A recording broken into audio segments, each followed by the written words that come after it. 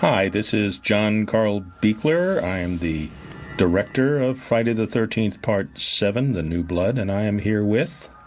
Kane Hodder. I did play Jason. John, I wish I could be there with you right now, but we have to do it this way. I'm in Utah shooting a movie with Adam Green. Unfortunately, I can't get back to L.A., but hopefully this will work out anyway. That's fine. We're used to you phoning it in, Kane. So. Oh, great. That's fantastic, John. You're very clever. Hi, this is Laura Park Lincoln, and I had the great challenge and exciting adventure of playing Tina in Friday the 13th, Part 7, The New Blood. So I'm going to give you a little commentary and tell you some of the fun and exciting things that happened behind the scenes on the set when we were shooting the show. I hope you enjoy some of the tales. One of the most interesting things about getting this part is that when we first got the scripts, it came under the name Birthday Bash instead of Friday the 13th. I can only suppose that that was to keep fans away or for people to not crowd the audition area because everyone loves Jason, of course. And at the time, my husband had read the script, and we loved horror movies like crazy. We were big fans, so he read it and figured it out and was just so jazzed. Just, Laura, please go get this part. Please get this part. He was so excited, and I was too. So when I got there, of course, even reading the fake script, I knew that it was Jason, and I think that might have given me an edge over other actresses because I'm really a horror fan. So I was really ready to do the part and knew what was being called for.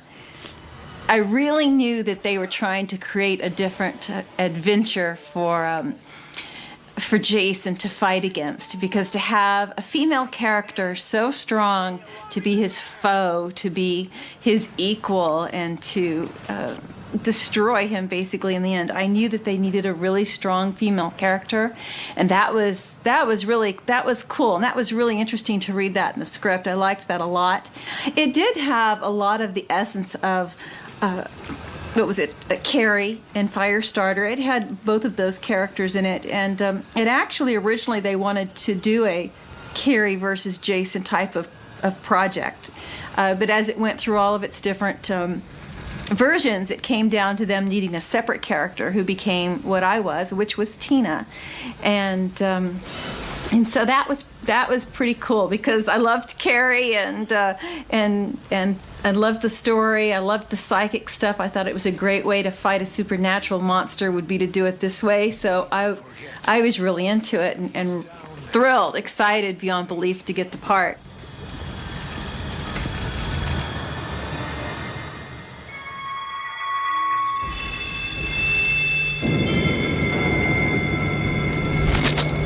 I like this opening little thing with the mask and the light. Yeah, it little pre-shadow of what is yet to come. With the cracking of the mask. Yes, and the exposure of that lovely face, which we're talking about. Too bad Laura couldn't be doing this with us. Yeah. Would have been great. Well, I understand that she's going to do her commentary, and it'll be mixed in along with ours at a separate time. So I look forward to seeing the final product. Yeah. Weird seeing these names again. Who's that? Kane Hodder? Oh. Jason. Yes. In the French version. Now, this movie, for me, I think I said it previously, is the fastest movie I ever made in terms of from the time I got the job to the time it had to actually be delivered into the theaters. It was we had our tennis shoes on. I remember shooting pickup shots on March 3rd, the ones I was involved in, additional scenes and change scenes and stuff. March 3rd, and it was in the theaters May 13th. So yeah, we moved that's pretty reasonably quick. Fast. Reasonably, absolutely. Hey, what do you think Ian's doing these days? Do you know? I believe he's producing movies in Canada. Yeah. Well, here we are establishing our Jason guy. Talking about the look of Jason here. At the end of Part 6, we saw what happened to him partially, but he was also hit in the side of the face and neck with an outboard motor, and all of those scars and stuff were integrated into the makeup later. We'll see that when his mask comes off. I remember that we had to have a little girl to play me, and so that was a lot of fun. I only saw them do a little bit of the casting on that, but it was really cool. And I met her one day on the set when she was shooting some of her scenes. So it was a lot of fun saying, "Hi, you're me," and "Hi, I'm you." Just silly things like that. Actually, she was much cuter than I was as a little girl. She had really pretty long blonde hair, and I had really short blonde hair. But it was fun meeting who they ended up casting as my look-alike young Tina. She did have that same innocent look, the big wide eyes, and I think costuming did a pretty good job of even the shirt she wears in her opening scene. She's in overalls, but she's wearing kind of one of those little tank tops. She's wearing one of those shirts that has the 3 buttons up the front, and my character wore a beige shirt very similar to that. So I think costuming did a really good job in carrying through our colors from that time. There's a locket that Tina wears throughout the entire film, and in that locket, it was a little locket that had rose gold, and it was an oval shape, and I actually wrote some things on the inside of it that I would touch before doing some of the scenes to help me with the crying. And I believe that the little girl is wearing it in the opening scenes. I'm not sure. I'll have to really take a look at that. But I do believe she's wearing the same locket because supposedly the father had given it to her. And so that was pretty cool. It was a lot of fun the first time getting to see her opening scene of being angry at the father and then by accident knocking down the pier, and that set into the course of events of Tina becoming crazy and being sent to the insane asylum. I don't think this is such a good idea. Yeah, working with Sue Blue was really cool. She played my mother in the show, and she's an incredible voiceover artist. And she played with me as a young Tina at age eight-ish, and then of course we cut to the scenes in the future, and we're driving up together with Tina as a teenager, about 16 or 17, and she and I had a great time together. She's actually an amazing actress. She's written books, and she's awesome with voiceovers. I like the scenes. I like working in scenes when you're driving. I think it's a lot of fun when they have the car hooked up to the rig that's in front of you and you're not really driving. Now, of course, in this show, I wasn't the one driving. Sue was, but it's always fun. You have to be careful with your eyes in those scenes. Otherwise, you're staring right into the camera. The crew's basically mounted on the hood, and they're right in front of you. But I really liked the scene. I liked seeing that we were going into Crystal Lake and we were going back in time to see what had happened to Tina. It was kind of her last chance to be saved and not have to go back to the insane asylum with the doctor or the bad news cruise. So we pull up, and it's just looking at everything and seeing the horrible doctor that Tina's instincts just hate him automatically, which I think we should listen to a few more teenagers when they have those instincts about people around them. But she knew he was bad news, and I think Tina knew that whole weekend was going to be a long one, as it turned out to be. It started out overcrowded, but it ended up kind of slim on the guests, I think, with the guest list at the houses. What do you think of Nick? But it was fun working with Terry Kaiser playing Bad News Cruise, and we pull up and Tina gets to meet all the characters, and we see what's really cool is you see these two houses, and of course looking back you have to realize that we shot the interiors separately than the exteriors, and also the interiors in two different places, so a lot of notes are kept. In a lot of horror films, you can find a lot of mistakes in the editing and keeping track of things. And I think we did a pretty good job. I know there's a list of fun bloopers somewhere. I should read that. But I remember trying to be as careful as I could and match the looks and make Tina as real as I could, from matching the inside to the outside. not only from different houses and scenes, but even in different cities that had to match. So where there were time lapses in between the scenes. So.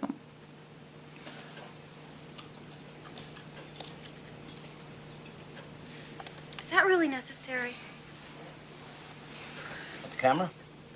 Working with Kevin, honestly, I got to tell you, he's hot and he's gorgeous, and we had a hard time working together. This is no joke. I mean, everybody laughs about it. They ask me if it's true, but yeah, he and I did have a hard time working together in the beginning. We were very different, and at first had a rough time, but today he and I have become such good friends. Thanks to a fan convention that we went to, we became great friends. He ended up singing, and he's an incredible singer, and he sang at a pageant that my daughter had won, and we sat there together laughing about, my gosh, who would have thought 20 years later that Tina and Nick would be sitting in an audience, and Nick would end up getting up singing to my real-life daughter 20 years later as she took the crown for Texas for a pageant. It was just an unbelievable piece of trivia. So he's my buddy. He called the other day, and I got to tell you, we really enjoy each other's company now, and every time there's a convention, we have dinner and reminisce and get together. I told you I don't know how it With a happened. magnet under the desk pulling the items around. Absolutely. Again, image engineering, Peter Chesney's design. Emotions are at their peak. Come on, you're holding back. Before the days of CGI, you had to make it real and practical and work for you. And here she goes. Under the table, magnet.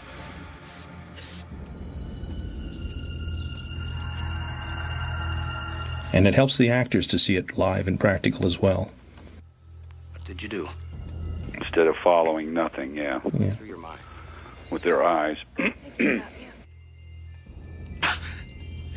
I don't know how any of this is going to help me. Your psychokinetic ability is a projection of the suppressed guilt feelings that you have. Would you speak English? You're more interested in this telekinetic stuff than you are in me. That is not true, Tina. The only reason that I'm here is to help you overcome the guilt that you have about your father's death. That's all. That's bullshit! I have to point out later, I don't think I've ever really talked about it on a commentary or anything, or an interview, but I don't know, John, if you remember the very, very first shot I ever put on film as Jason, Yeah. The very first shot. besides the screen test. Why are we... I don't recall offhand, no. I'll point it out to you, and our good buddy Bill Butler is involved in that shot. It was the very first thing you shot of me as Jason in this movie. Obviously, everything's done out of chronological order, so... But people bring me the still of that exact shot a lot, just by accident. And I point out to them, that's the first thing I ever did as Jason. That's cool. I love the production design on this film. Everything is wonderfully cluttered. My character wasn't around a lot of the other characters very much. John, I think, specifically kept us somewhat separated. He wanted us to have a separated feeling, and that Tina was alone, on her own, and not part of the group. So, most of the time, it was me working with Kevin, who played Nick, or Sue and Terry, the parents and the doctor, and of course Jason, and very little time working with the other actors. That happened at the lake house when we went to the lake house, and there was the party next door, and Tina wasn't accepted by any of them except for our gorgeous, handsome Nick. So she was very much alone, and I spent a lot of time running through the woods, running through very cold woods. I mean, freezing weather, shot in Alabama somewhere during the night. It's just absolutely freezing. I think it has to be freezing for it to be a horror film.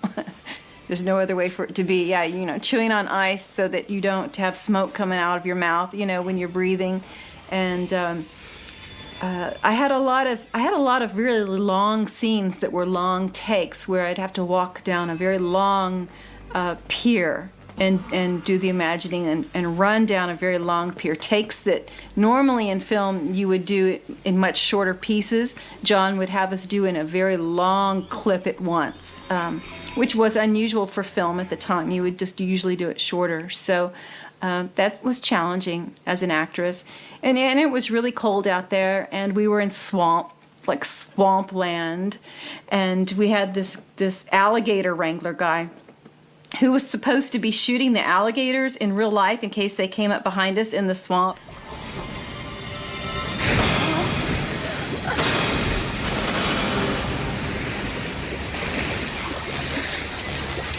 And we're running through the woods, and this guy was like, tromping along behind us in the woods with this gun. And I'm like, and I turned to somebody and I said, "Who is this guy? What's this guy all about?" Because suddenly, off screen, there's a guy with a rifle standing next to me, and I'm like, "Who is this guy? He's not in the script." And they go, "Oh, he's the alligator wrangler." And I'm like, "The what? The alligator wrangler? Are you kidding?" I'm like, "No, there's alligators out here." Where is he? Dr. Cruz, I saw him, but I can't describe him. But you said him. Are you saying a man came out of the lake? I know what you're thinking. All of the light you see wasn't really moonlight. It was the camera lighting. It wasn't moonlight. It was so black you couldn't even see your hand in front of your face. So it was creepy out there just because it was in the woods and it was cold and and we had an alligator wrangler. Who could see an alligator in that dark, So when we did all of that location shooting, it was mostly night work. We'd start at 5 or 6 in the evening and shoot all night into the morning. And then, of course, the interior scenes we would do during the day. So it would flip back and forth quite a bit from interior to exterior. So the days were very long shooting those sequences because you'd go from night shoots to day shoots and hang out. There was a hotel that we'd all hang out in. And, on some of my downtime, if I didn't have anything going on, I had made these really neat buttons for the whole crew. It had the picture of Jason on the front, just hand-drawn, and on the back I had this little machine that you could engrave, and so I engraved little buttons for everyone. I did that on several shows. I did it on Knots Landing and on a movie that I did called Fatal Charm, and then I did it on this one. So I probably did around 50 of those. So if you ever see any of those buttons, they're definitely collector's items. I've got a couple of them left myself personally, but the rest were only given to the cast and crew. And so those would be pretty valuable if you ever run across one. There's Billy Butler. Yeah. Yeah, a bunch of us got Directing now. Yes. birthday party. I also, again, worked with him on Texas Chainsaw Massacre 3. He was one of the leads. Bill and I go way back. Let's go. Way back. Have a good time. Anytime we were on the set working with Kane, everybody was always asking me, "Oh, aren't you scared of Kane? Wasn't he frightening?" Well, yeah, when you look at him edited and put together in the right place and all, he was creepy, but Kane is just a really sweet guy. And you sit around the table with someone with half a head and no back and their bones sticking out and bugs crawling on them for long enough, they don't look so unusual. So he was just really a doll, and I adore him. And we had a ball. He even let me do a few of my own stunts, which was awesome because they never let you do that. But he was such a great stuntman and so good at what he did. I felt really safe doing some of the stunts. Just hurry. It was creepy getting to look at Kane because I could see through his eyes in the mask, which was neat. And I think that was one of the first times you'd ever been able to see Kane's eyes very clearly through the masks in any of the shows. Usually they were more covered up than that, but this time you were able to really see his emotions when they would go in close. And when he's walking through the woods, kind of trudging along with his ribs and his backbones all sticking out. It was fun and creepy to watch. Of course, everything's done in pieces, so it's a little bit different when you see it put together than shooting it. And you're not there with all the other actors when they're doing their scenes, so sometimes the first time you see it is when the film is put together. Of course, I think most people know that, but it makes it fun for us to go watch the movie the first time. I remember how much fun it was when I saw the posters going up around L.A., because they used my face for half of the picture, and that was really cool to have what was supposed to be Tina's face or half of my face be equal to Jason's face in the big posters that came up. That was, personally as an actress, that was really cool to get to see those popping up. And we pulled the collapsible spike out here. And in the cut, we replace it with something a little bit harder. People ask me about that chain all the time. Man, that must have been heavy. That's a big chain. You had to wear it the whole movie. And I was, well, you know, hate to tell you, but it was plastic. And if you remember, John, the paint kept coming off of it all I remember. the time. I remember. They're constantly having to repaint it and spray paint right under my nose. But it made it look better because it was flaking off all the time. See that last shot in there? There's sort of a 3D shot. That was actually Frank Mancuso's idea to spice it up a little bit. Working with John Beekler was really interesting because he'd already done so many types of interesting films, Troll and some of his creatures and things, and having the special effects business that he had for so long. And he would do a lot of drawing, and he would draw so many scenes. Like I would go look at some of the stuff he had done in between scenes, and he would have basically storyboarded or drawn out everything, like the scene where Tina runs next door and she's meeting all of the characters, and John would have drawn them all on an art pad, which was really cool. He would draw them in sequence, and so that was one thing I liked to do between takes, was to just kind of see what he was working on off to the side of the camera. He was a nice director to work with because he didn't yell and scream. He just had a very quiet, authoritative behavior about him, and he worked with the actors very specifically, really worked with helping my character, helping me see the visions as they were there. There was a way the visions were actually supposed to be done, and it didn't turn out in the final editing, and I don't know why, but John had created this really unique way where Tina was going to see a vision as it happened, and then it happened, and it ended up not being edited or put together that way. And I don't know if that was just because of some scenes weren't used or what the issue was, but there was supposed to be some times where Tina would see the visions and then they would happen. It was a little bit more psychically specific than it turned out in the final part of the show. I loved meeting the mean character of Melissa and breaking her pearls apart with the special effects. That was a lot of fun.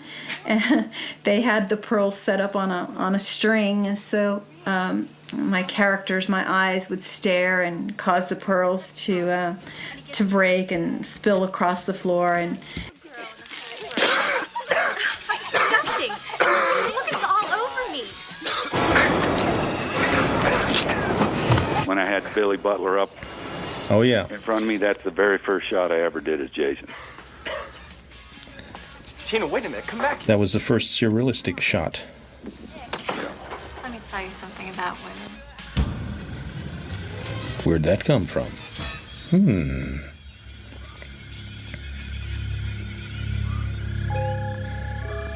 Not Jason. Mom! Tina? Honey, what is it? Mom, I saw him again. Who? What? The man thing in the lake, I saw him again. He was killing a boy with a metal spike. Pants are up high, too. What the hell, John? What? Hey, One of these guys has their pants around their armpits. that's the way I wear mine. I know. Of course, they're lederhosen. What were you doing right before it happened? Why? Because these are delusions. Tina, you're creating images of your I think the original line is, he left a large 10-inch delusion stuck in our back porch, but we thought that reference was way too phallic. Okay, I will. one thing about the show that was difficult Large from an delusion. actor's point of view is I didn't use any artificial tears in the whole film, except for the very last scene in the ambulance. I let the makeup artist put artificial tears at one point on my face, and I look back at that because the character had to cry and had to scream and had to have all of those real emotions, and I wanted them to look very real and not look like painted on fake tears that you see in films. So that took a lot of work, and most people know it gave me migraines. I definitely had some headaches shooting that show, working indoors with the indoor smoke that they used, and the crying and the running around. But I think it led to a realistic character. So I think the audience does feel her stress, and that's what we were trying to get them to feel. You got to notice the shape of this tent. I'm sorry to We're in the forest. to give something away there, John, but Yes. people watching this have to look at the shape of this tent that they're in, Yes. and then look at it when I'm stalking them. See that shape? Rectangular, That's right. with a point on the top. Just remember that shape. And it's also not raining here either. And in the shot you're talking about, it's raining. Oh, is it? I Yes. didn't even think of that. Yeah. That was from a previous movie?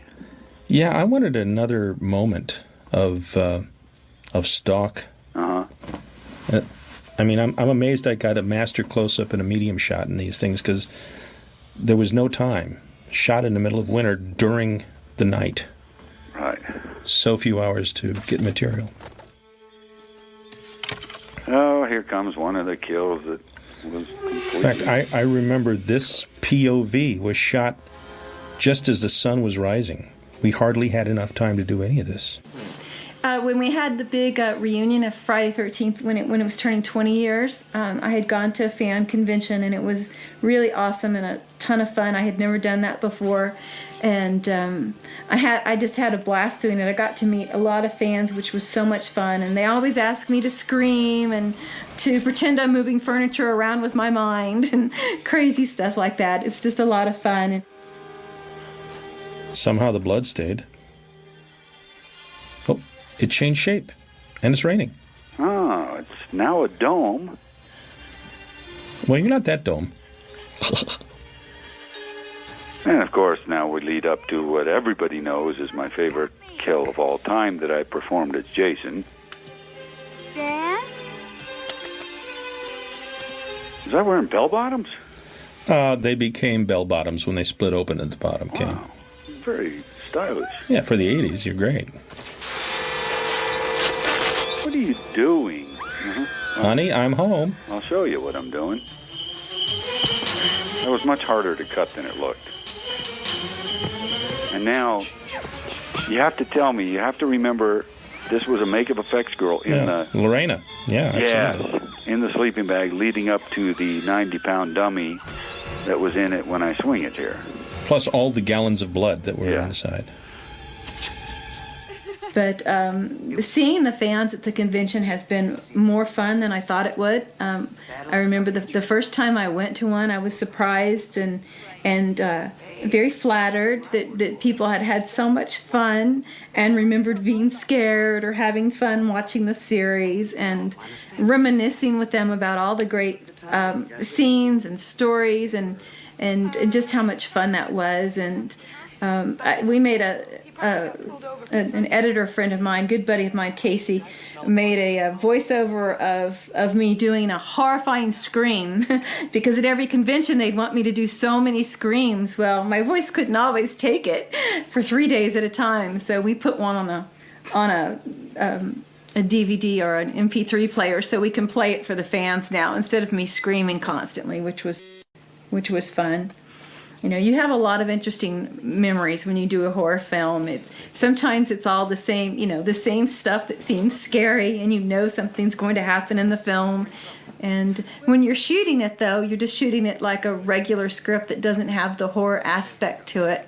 And that's what makes it scarier for the audience, because you want that scary feeling around you, but you don't want to give the story away. And I think Tina struggled through the whole show. She wanted to, befriend Nick because he was cute, and she wanted to make friends with the kids next door, and she wanted to start growing up and separating from her mother and getting away from this doctor, and she had all the threats of going back to the hospital being held over her head. So she had her own internal struggles, like any teenager would have, and then on top of it, there was this huge, unbelievable, scary monster that none of us understood running after us, and people dying right and left. So there were a lot of different stories going on at the same time. I think it took Friday the 13th in a new direction. I think the teen characters had levels, and I think the direction was solid, and I think it was scary because we did not know what psychic abilities would come out of Tina, and she couldn't control them until the end, when she got more and more powerful after her mother's killed. Why was this place chosen if it was so difficult? Wasn't there a better... No, there wasn't, actually. We had to blow up a house on a lakefront. Yes. And we went everywhere in the continental United States to find a place that would let us do that. Ah. And it became this location. Wow. Luckily, we had the genius, Richard Lawrence, working for us, who actually built stuff that wasn't there. Huh. What did they do with the other house that wasn't blown up? Did they leave it? They dismantle it? It was 3 flats, and I'm sure they knocked it down and carried it off. Wow. There's actually still photographs of this area. The one reason we went there was because we tried to find a place where it would not snow. Guess what we have pictures of? Those houses covered with snow. Oh, really? Yes. Hello, Tina. Before we got there, or? Yeah, before we started shooting. Right, because we started down there in March or something, didn't we? Yes. Oh, no. Had to be February. Yeah, February. Yeah. Garlic, pepper. Oh, great. I was excited to be asked to be in part 8.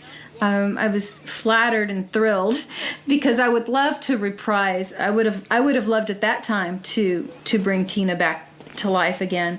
I definitely think it was a fabulous story there, but they didn't have a script for me to read. They just wanted me to sign on to a blank show, and I didn't feel real comfortable with that because I didn't want to be killed off in the first scene or something like that. I wanted to read the script, but I also was signed on to another film that I shot, so I wasn't able to do part 8, and then they took it in that whole different direction, the Manhattan, Jason Takes Manhattan thing, which I was disappointed in because I thought the series, I was a fan of the series, and I thought we had brought it back on track pretty well, and it was very interesting how we brought it back on track, and then part 8 just kind of went a whole different way.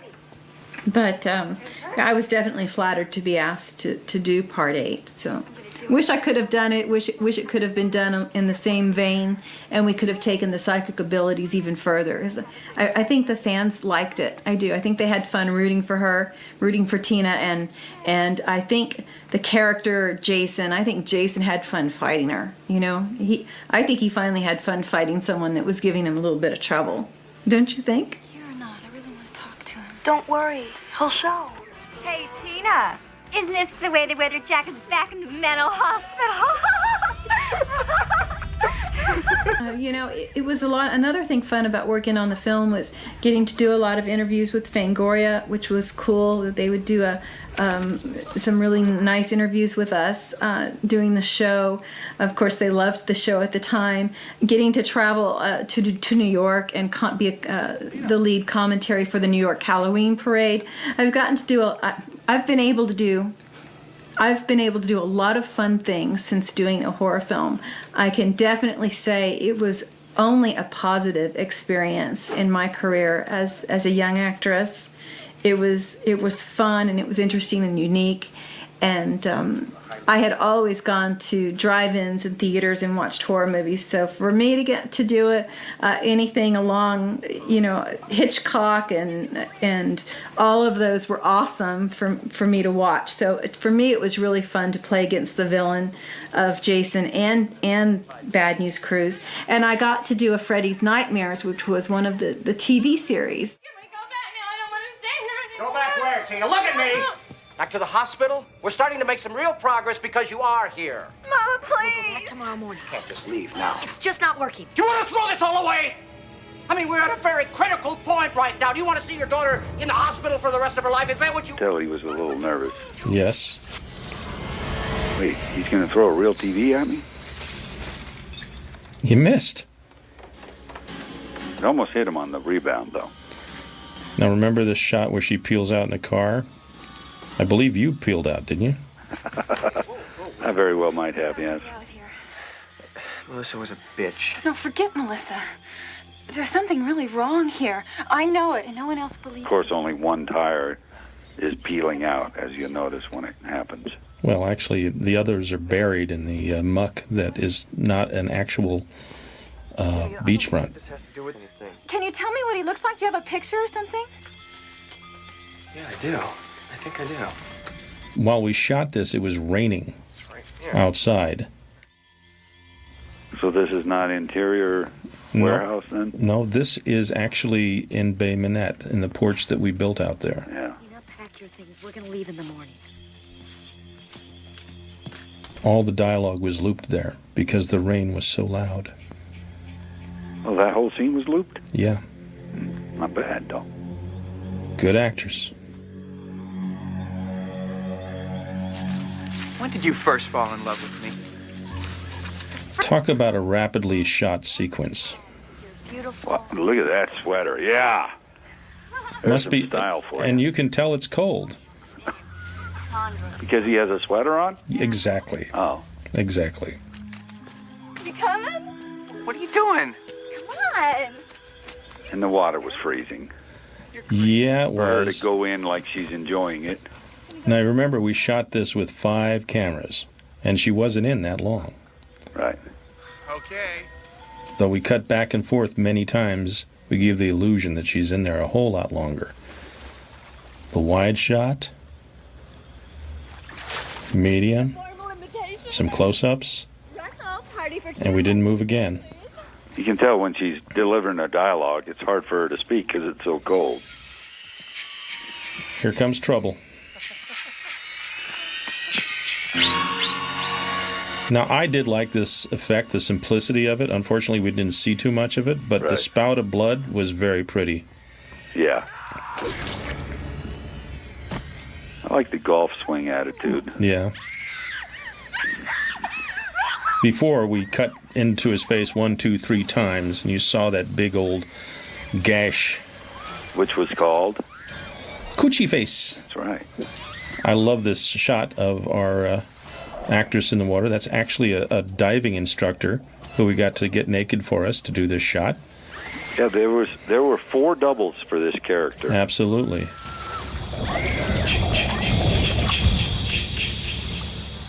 King Tut rises from the tomb. So we go to all this trouble and no Michael. Typical. What I like about you, What? you hardly sweat at all. You want to get high?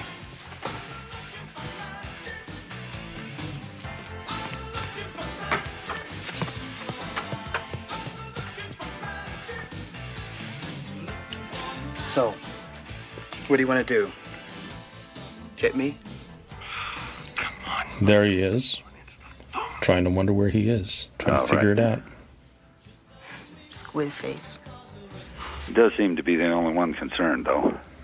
Well, it's his cousin.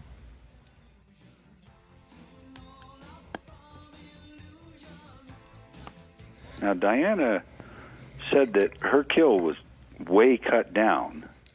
Well, I don't remember that. Well, bloody-wise, it was a lot less. You don't really see the final jab in the neck. We did do a thing where the scythe was planted in her neck, and it was pretty bloody. Now, here's a second different double now. That's For a completely Heidi. different person. Right. And she wasn't really naked. We actually glued leaves on the covering that made her look nude. This afternoon. That chick's crazy. They wouldn't let us drag a naked woman out of the park. The park ranger stopped us, but Wow. yeah. Black has nothing to do with it. So she wore a pair of panties that we trimmed down, and we glued tons of leaves on it, and we made the coloring around the leaves look like dirt, and voila, she was naked but wearing something. I've killed a lot of people on film, but I did a movie called Dark Wolf where I had to kill a guy when I was naked. I remember that movie. You did it. Yes. You did the wolf. Yeah, but I didn't kill anybody when I was naked, though. No, but you certainly would if you had done that. That's true. Probably would have killed the crew. Yes. But if you remember, I did not do the shot. Yes. The naked shot, I had a double. That's right. Stand-in. My buddy Roger. He was much larger than you. Tall-wise, I mean. Yeah. Yeah. Are you joking? Why would I do that? Now, see, in many ways, Eddie was me.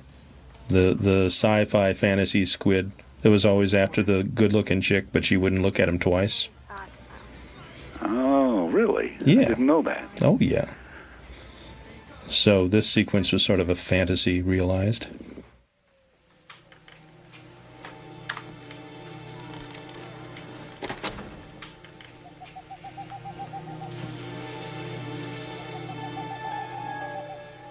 I like the simplicity of this shot. Just her walking into the room, exploring it. It's a great detective shot.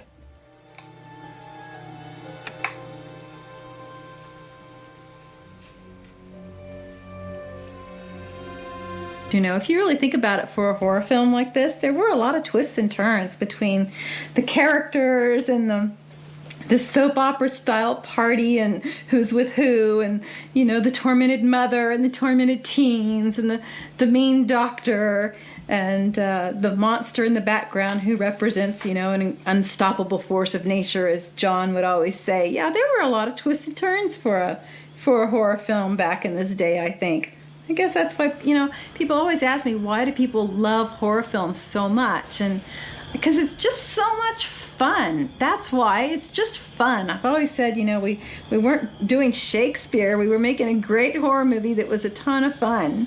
And I had to go back a couple months after we had shot the whole film, and we had to redo Running Through the Woods. And I guess they needed more action shots of Tina, of me, being scared at the dead bodies hanging in the forest. So the prop guys did this amazing job of recreating the exterior of Alabama, wherever the heck we were, off the side of a freeway in Los Angeles, literally right off the side of the freeway. And as I run through the forest, I get to see all of the dead bodies hanging in the trees and all of the different things that it was pickup shots that we weren't able to get as much. And that was really cool that we were able to match that up several months later. Keeping Tina's trauma and stress. We wanted to, but we couldn't afford to do one. Huge psychokinetic reactions. So she has to sell it. Right. You never intended to help her. Be reasonable. That's why I'm here. First I find this spike and then this. What have you been doing to my daughter? I have been trying to help her. What's this? Is this what Tina's talking about? Have you been hiding this all this time? I can't expect you to understand this highly complicated process that is integral to your daughter's treatment. Liar! I can see what you've been doing. You have deliberately turned my daughter into an emotional wreck. He really is a dick. Yeah. What you saw was a side effect of her treatment. Treatment? You bastard. You know, that weed whacker thing I have yet to see. So that you could watch her perform.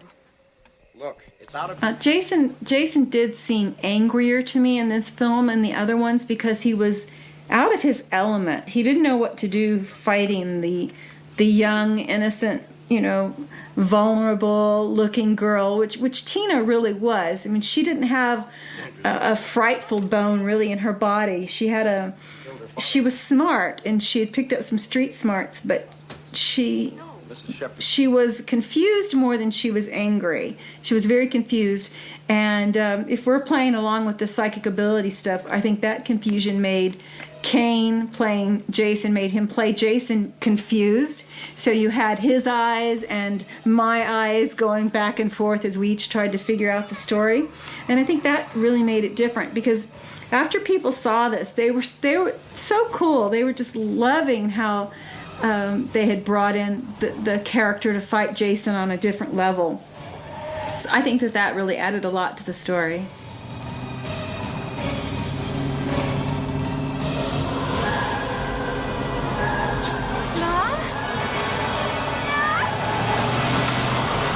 When I was driving along in the dark trying to get away from Dr. Cruz, I was supposed to see Jason holding my mother's head, the severed head. Instead, I'm seeing him, he's killed her with the knife out on the open road, and I have the car accident. But originally I was going to see him just kind of like holding a head.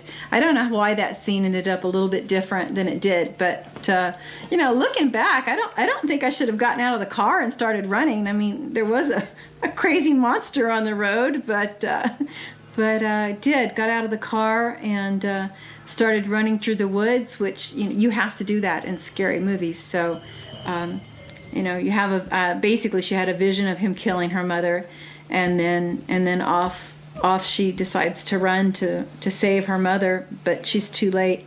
When my children first saw the film, I waited till they were a little bit older before they got to see it, and my son was so funny. He's like, "Mom, why are you running up the stairs?" And I'm like, "Oh, I've got to turn the page." It's funny in horror movies. You have to run up the stairs, into the house that you can't get out of, through the woods going the wrong direction.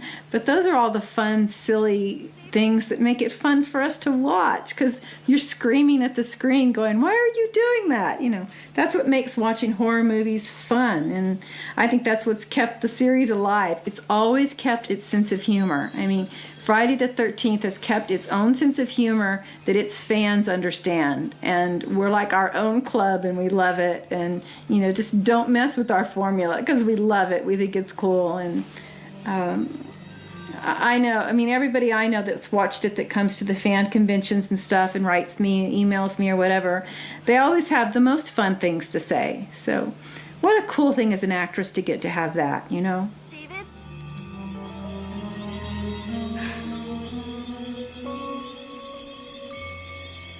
My earring.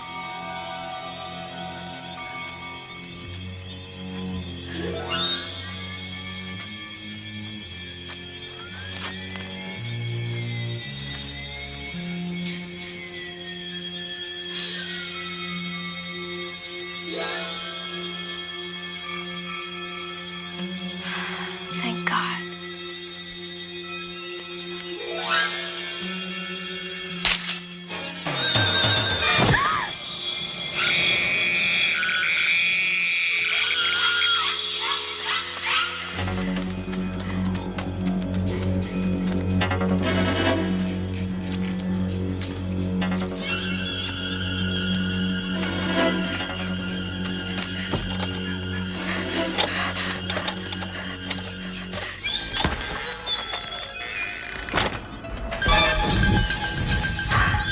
I'm always asked, where does Jason appear from in the forest? It's like, that's what I was saying about our formula in our film.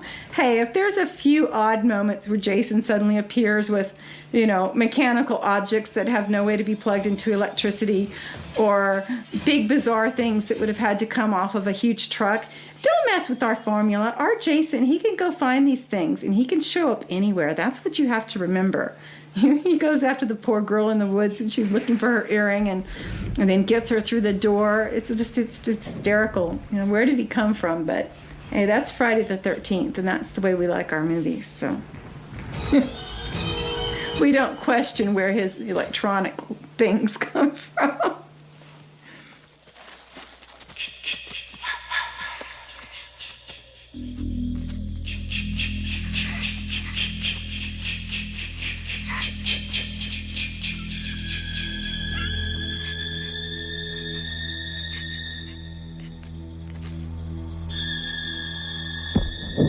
Another thing you want to be sure of in a horror movie, like if someone were to ever ask me, like, what not to do in a horror movie, don't back up against a wall. That's usually a bad thing, because if you ever back up against a wall, you're going to get killed. You know, that's pretty much going to happen there. Other things not to do in a horror movie, you know, you generally shouldn't run up the stairs because you have to get down somehow, and you're either going to get down by being thrown off the building or burned up or something. So that's usually not a good thing to do in a horror movie. And you should keep your top on. Yeah, which I did. Yeah, I was happy about that, because you know, when your top comes off, you know, you're dead. You're about to bite the bullet. So, yeah, I'd recommend keeping your clothes on as much as possible. It's worked for me in my career, so I would pass that information along to other young starlets going into horror films. But I'm sure there are fans that prefer that they do take their tops off, because, of course, that in itself is a fun thing. But as an actress, if you want to stay in the film a little longer, you should keep your clothes on a little bit longer. Yeah. I mean, how was I to know that if I had done Part 8, they would have opened with me topless the first scene? You know, that would have really not been Tina's style. So I guess it was probably good I didn't do that one. Yeah, having sex in a horror film, not good. You're going to probably die for that too. You know, I probably wouldn't have sex in a horror film, because that probably means you're going to be dying soon. So that might be one on the top 10 list there too.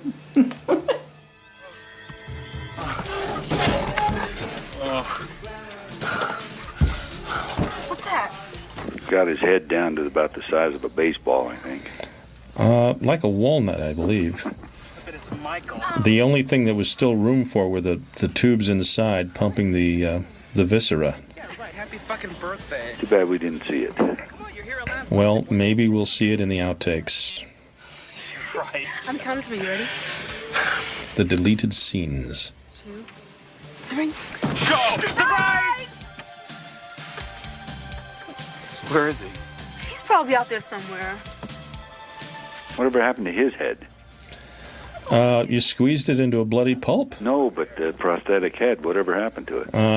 It went back to L.A. in a garbage bag and was ultimately thrown away because it started smelling like fine wine. Oh.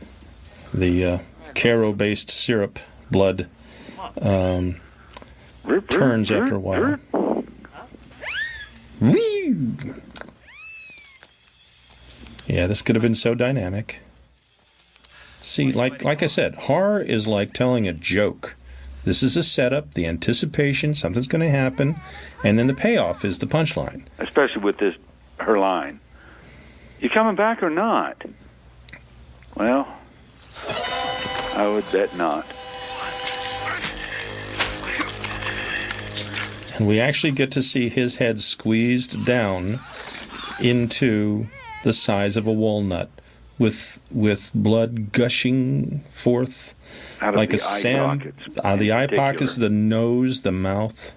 It was just beautiful.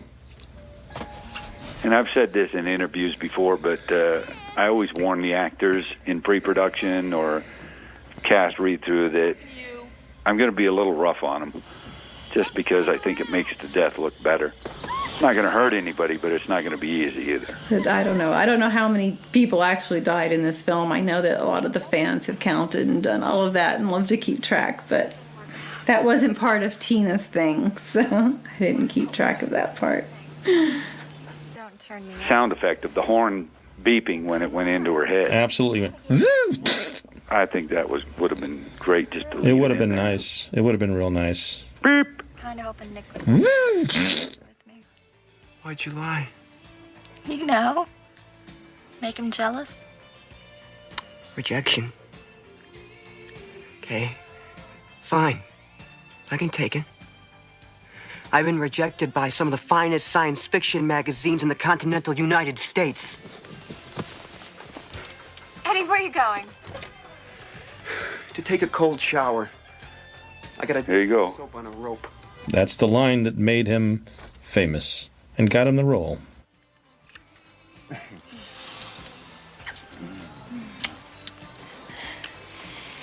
It's a tough job, but somebody's got to do it.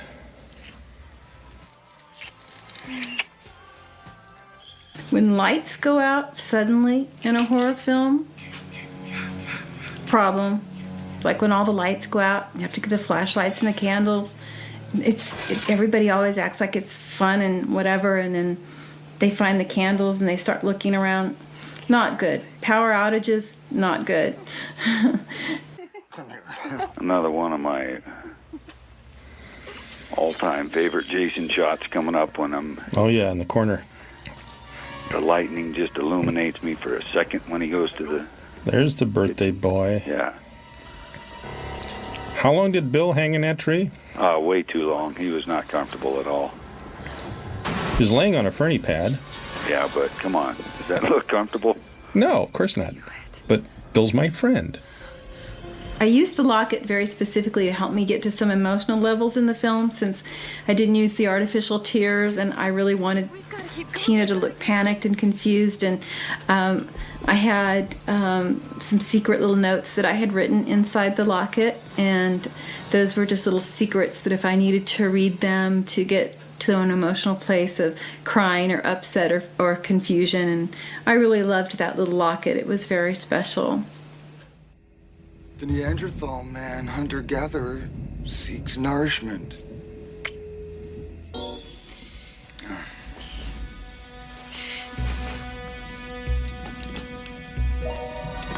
Oh. Hi, Liz. It's dark.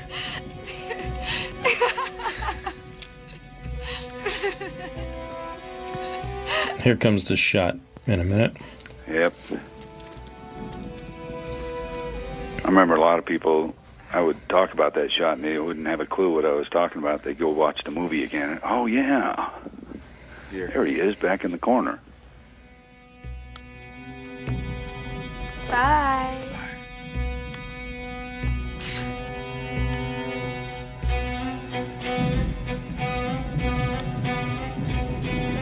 Here it comes.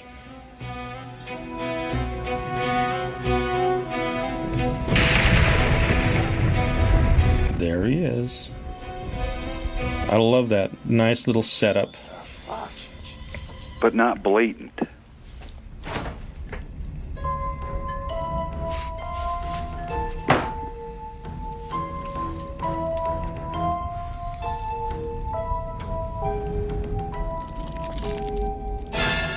I think this is the only time I ever killed anybody with a Michael Myers type butcher knife. Well, that's true, but then we have to remember we almost didn't use the knife that we were going to because it was too dangerous. Yeah. The knife that was actually ended up being stabbed into him was made out of cardboard. Right.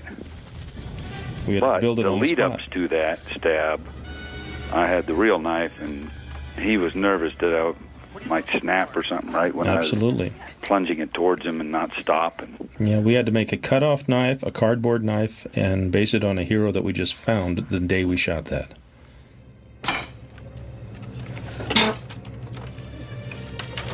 Greg Johnson actually created the knife on the set with a piece of foam core, some black gaff tape, and some silver spray. Is Greg still working makeup effects, or? I believe he does. I think he works with John Criswell. I don't know.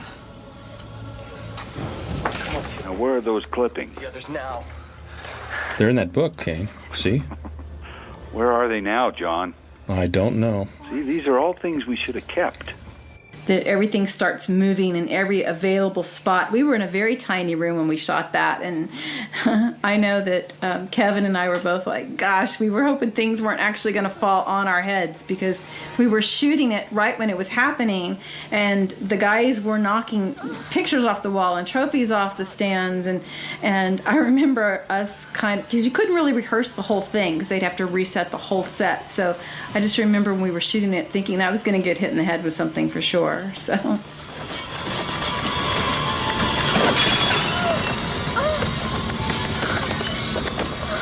Happy birthday, Michael. You lucky son of a bitch. Many happy returns. Love. Uh-oh. The worst curse word in the movie. Yeah, but so satisfying. And accurate. Yes. I remember when Beegler was trying to teach the Melissa character how to take the axe in the head. They had to rehearse that so many times. I guess it's not every day you get hit with an axe in the head, but we're running to try to help her in a scene and tell her to help us and run. And when the door opens, of course, Jason smacks her on the head with the axe. And I remember rehearsing that particular scene because it took a while to get it to look realistic. And Kevin and I, our characters, when the door opens and it's Jason, we run up into a corner of the room, a far corner of the room, and climb up on a couch like caged animals would do. And I remember thinking how odd, we've run to the farthest corner of this room into the smallest place, and we had nowhere to go to get away. We'll find her, Tina. We'll find her, but let's get everybody so we can leave together.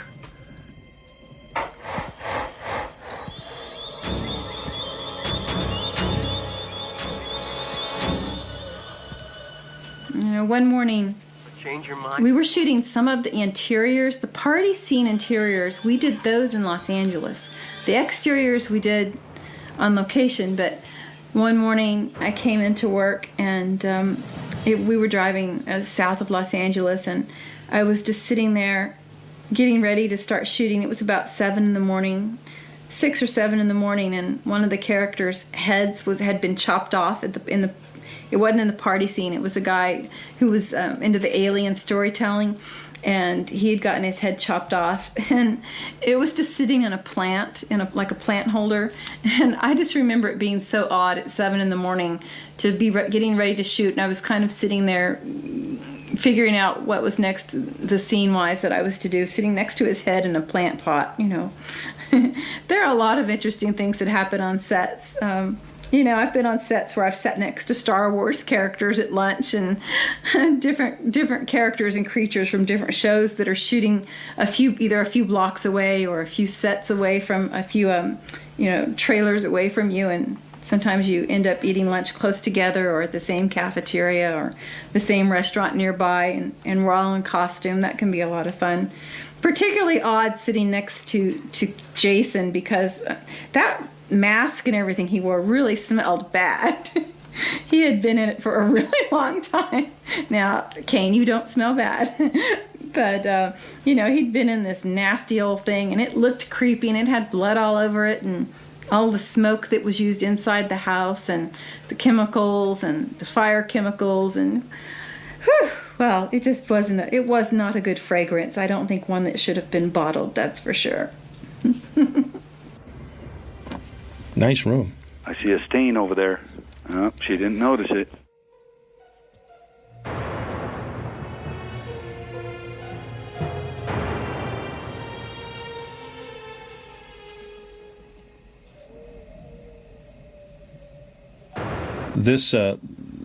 All these additional photography pieces that I did were shot in the original house from Friday the 13th Part 4. That's right. That's why I was happy that we were shooting there. Yeah. Being back in Ted White's neighborhood, he played Jason in Part 4. Be able to shoot some stuff in the same house. Pretty cool.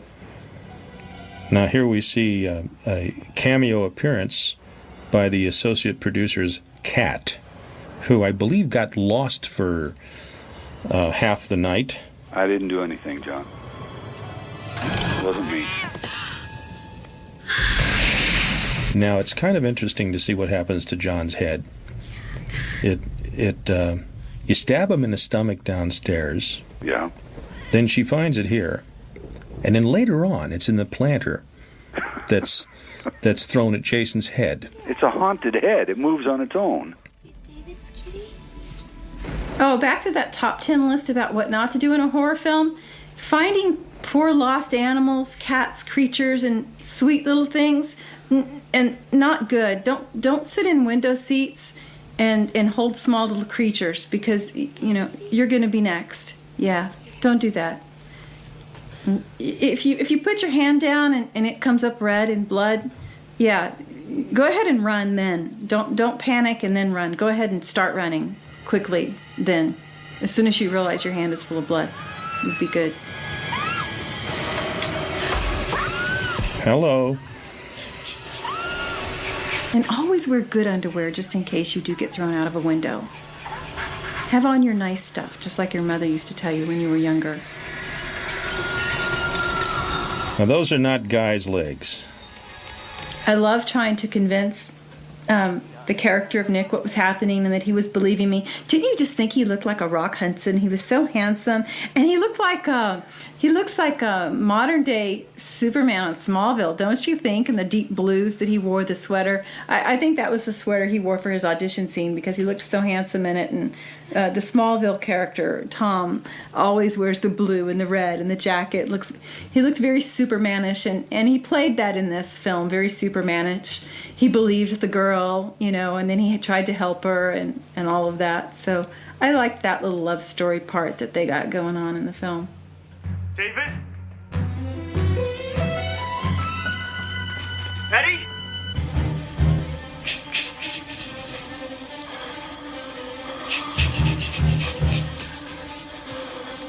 And it wasn't our fault that our hair was frizzy out there either. I mean, I really hated my hair in the show because it was normally not that frizzy, but we didn't have as much goo stuff to keep it straight. And we were shooting in rainy, clammy, cold, swampy weather, and it always made our hair look bad. So, no, I don't normally walk around with a frizzy hairdo like that, like we had back there in the day. Of course, if I'd seen Kane, my hair might have frizzed up like that automatically just out of sheer fear. Just a lousy doctor. You're a fucking coward! Give me that key.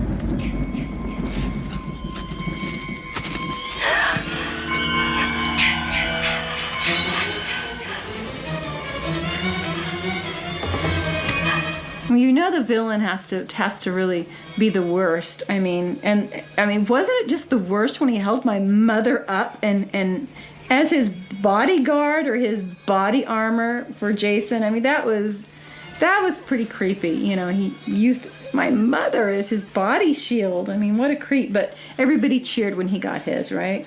Yeah. That's why he had to play a dead guy in his next few movies. Yeah.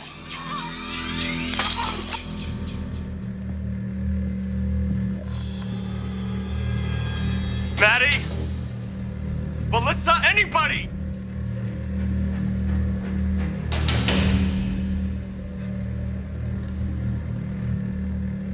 And of course,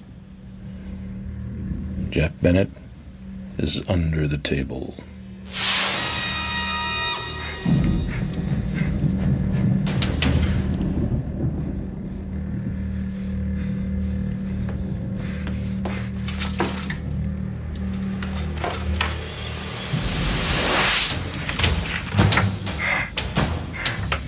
Yes, it's very close to hitting the fan pretty soon now. Have you ever counted how many times somebody in a movie repeats a name?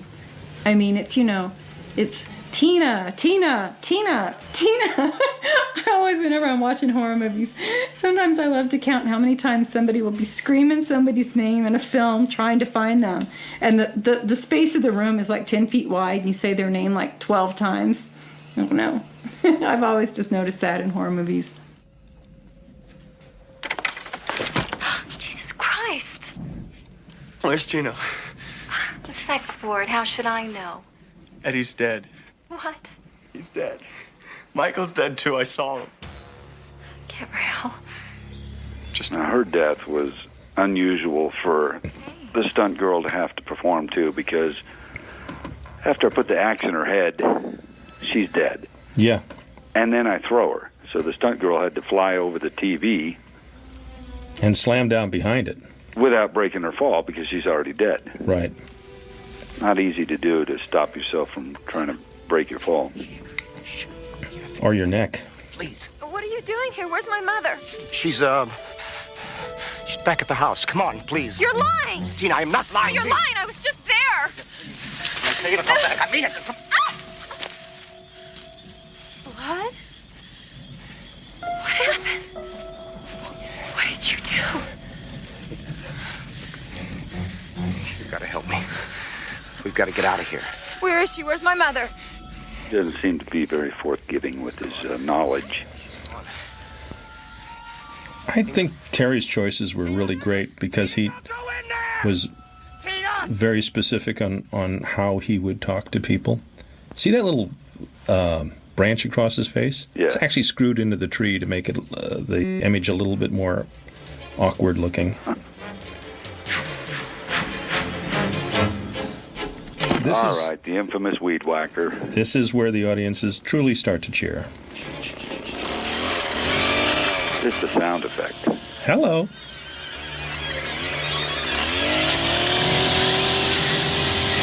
Remember when I talked about Paul walking backwards with the camera and that blade in his face? Well,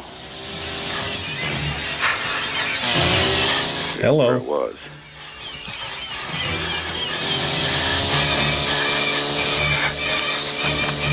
Of course, I pretended to stumble a couple times just to scare him. Yeah. Oops, oh, sorry. This is a nice impromptu stunt we created that night, right, which wasn't in the script, but it just buddy made Alan sense. Marcus doubled Dr. Cruz, doubled Tina's dad, doubled Kevin. And if you watch closely, after I knock him down the hill, yes, as he's falling, you can see Alan's back pad. Yeah, little black back pad. Right there. Yep. Now, we actually did see his stomach being pulled out here, but 'twas not to be. Yeah, there was a lot of shit that came out of there. Yep.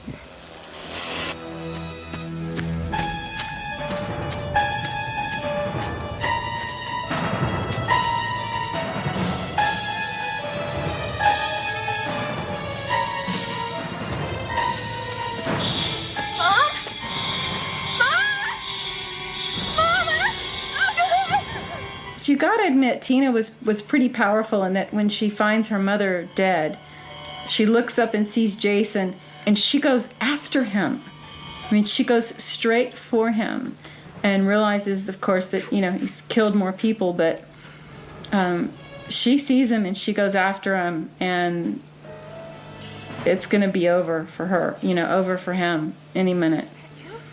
That's the scene that was reshot where she sees all the different bodies all over the place, and I think it really added to the film because somehow Jason had got them all together and put them in that one area. I don't know how that happened, but it made it really creepy that it was like that. It was almost like a tease, and then they all fell out at once.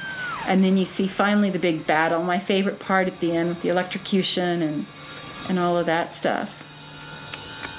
I love that scene. He looks so confused about the leaves and the twigs and the roots of the trees coming up to get him. There's no CG, but there is what is called rotoscoped lightning. Right. But this is all live action. These are all the sparks, rubber yeah. roots. And the sparks are real. Right? Shot in reverse. It's a rubber plant, all done with wires.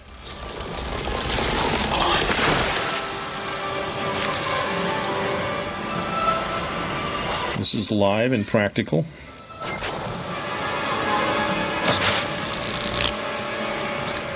That's a reverse. Spark is live. Now, just the lightning is animated. The sparks were on me. Yep. And each hit was an edit point.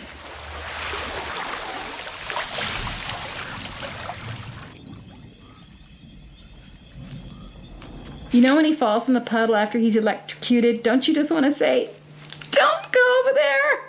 Because he's got to come back to life. He's going to get up out of that muddy water. But I had to. But then she still kept going. She ran past him and went looking for other ways to try to save everybody. So I got to give the girl a lot of credit.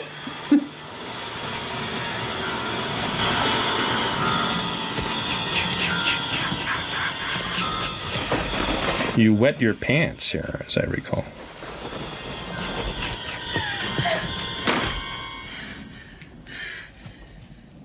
There. That ought to hold him, don't you think?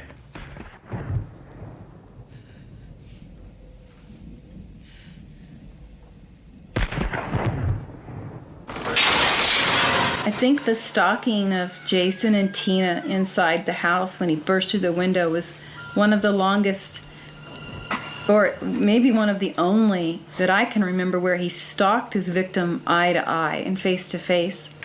Because usually he just handled them. He just killed them from behind or ran a knife through them. But that particular scene, he's like looking straight at her and just stalking her, and she's slamming the doors in front of him, putting things in his way. But he just kept coming after her in a slow way instead of, she threw a couch at him, for goodness sakes, And, but I think that's one of the only times he's ever stalked his prey quite that way.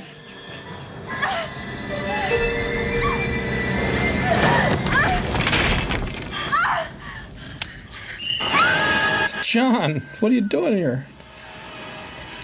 Gets around, that's all. Pothead. Is that too subtle? John the Pothead? Yeah, I got you. Okay, the famous roof coming down on my head. Now, the stunt double is in the foreground when the roof actually hits me. And watch her flinch. What the hell? Tina? Tina? My mom. He got my mom. Who? I killed him. I was amazed. I was terrified when we shot that. Okay. Shh. All right. But I'd worked with you before. Yeah.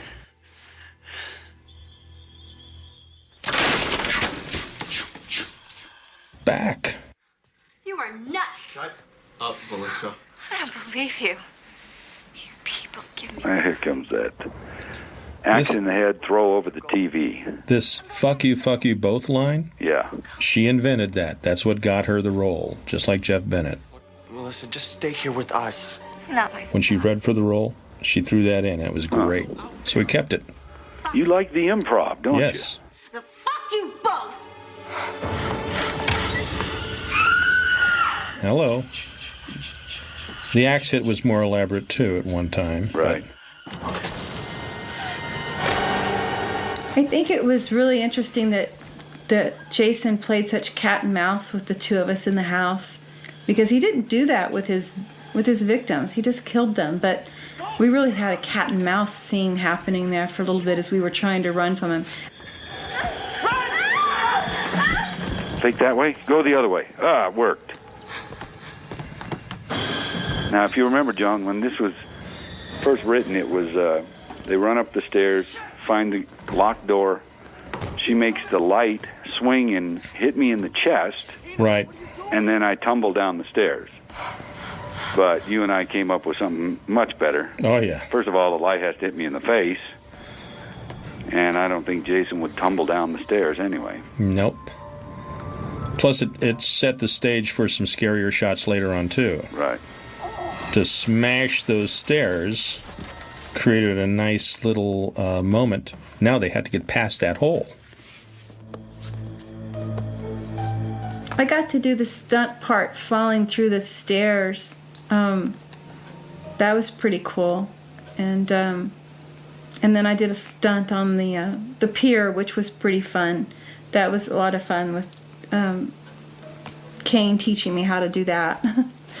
Of course, all the big stunts were the stunt girl, but I had fun doing that. And I loved the scene squeezing his mask off, because I think that was the first time we ever really saw his face quite that hideous. And I mean, it was really creepy with the whole face. And you actually saw, one time you see fear in Kane's face. When I wrapped the rope around his neck and pull him up to the ceiling, you actually at one point saw some fear in his face. And I don't think we'd ever seen that before. It was fear, and then he became angry.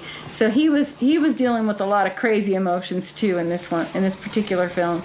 You know, he just didn't know what to do with Tina.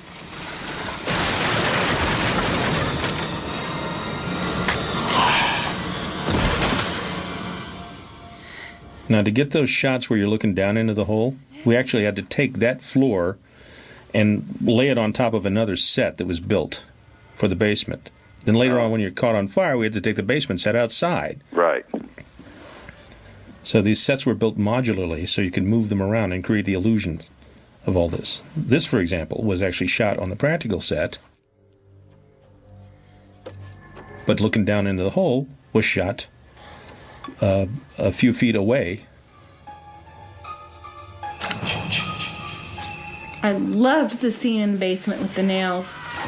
I loved the nails, throwing the nails at him. That was so great. The nail sticking in his forehead. I loved the scene of slowly unscrewing the cap on the top of the gas can and then squirting the gasoline all over him, and then having the whole fire stuff happen, you know, the gasoline getting on everything, soaking everything, and catching it all on fire. I loved that whole scene. And that's where I was talking about how, you know, our clothes got covered in this special fire retardant, and catching him on fire and the whole thing. There was a big, like a broiler, a heater, and opening that up, and then he catches on fire, and luckily I get out. There wasn't as much gas on me, but you can see that the fire is really so close to me. That's scary to shoot with fire because fire's so real. And Jason did Kane did a pretty long burn in that, and you can see that the fire actually was really quite close to me. I mean, I could feel the heat of it. We were in a small room, and the fire was all around. I could really feel that. And then, of course, the stunt woman took over, but I remember that very clearly.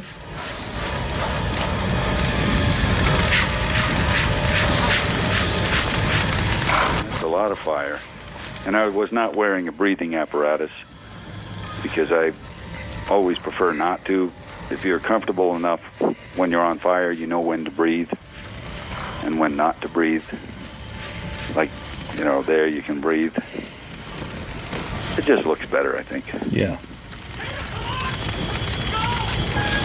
I know when they did the house explosions that it was really cool because it basically just blew up like crazy. I mean, timbers and things were just everywhere. I remember watching this explosion and thinking that my brain didn't register the explosion because it was so powerful that my eye couldn't keep up with it. It was huge. We were way across the other side of the water, and it still hit us with stuff. That was Joe Lombardi. That was really a great explosion. You okay? You okay? It's all gone. Now, of course, Jason has to be dead here, right? Oh, he was blown to bits, wasn't he? Sure. I mean, if he wasn't, he'd look like a barbecued chicken. After all of that. It's okay. The movie's over. Well, time to go. Let's get out. Oh, well, at least it's a happy ending. Nothing else could happen now. Let's get out of here. Uh-huh. No! Tina! Completely different costume. Yep, all burnt and crispy. That was really cool how the dad comes up out of the water at the end to save her and pulls Jason into the lake again. Where it would have been a perfect starting point for a part 8 to start at that particular place. But it didn't, so instead I was saved by my dad in the end. And then collapsed. That was a long night, actually, shooting that entire scene. Now, the next day when they're coming and they're still putting out the fire, and of course somebody has to make a cameo appearance picking up the mask there at the end. I guess you all know who that was, picking up the mask at the end. Buechler, of course, every great director.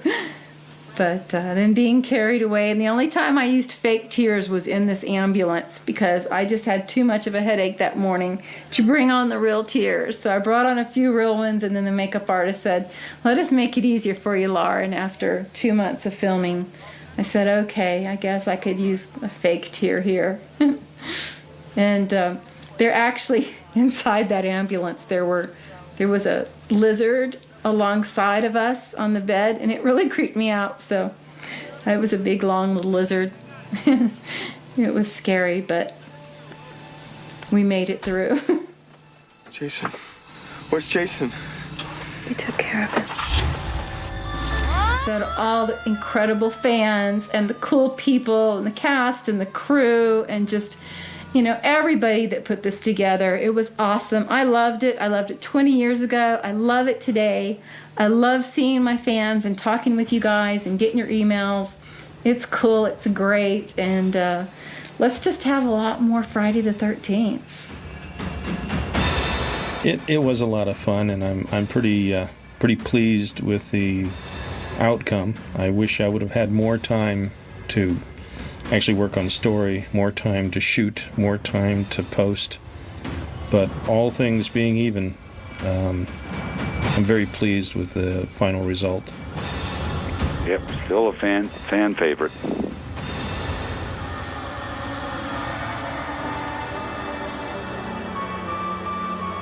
And you went on to play Jason how many more times after this? 3 more. Part 8, Jason Takes Manhattan. Then Jason Goes to Hell. And then Jason X. Ladies and gentlemen, the definitive Jason Voorhees. I did enjoy it. The standard by which all must be measured.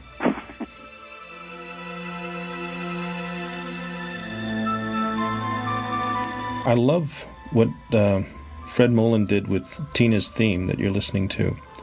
It was ultimately mixed with Harry Manfredini's music. But I think all in all, considering how little time we had a great score. Yeah.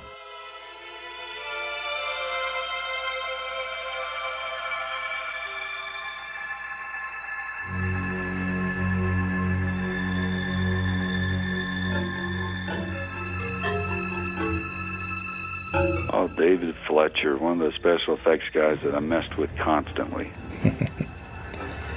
Was there anyone on set you didn't mess with constantly? Sometimes. If I didn't like you, I probably didn't mess with you. You liked everybody. I hate people. But you kill them nice. That's my mantra. I hate people. What do you like? Violence. I like violence too. Some concertos sound better than others, but I always like string instruments. Violins on TV. Violins What's wrong on with TV? Violins on TV? I love violins on TV. The string section always makes it better, especially in full orchestral sound. Recorded in ultra stereo. I want to put that mask back on, John. We'll find one for you. I think I got one in the shop.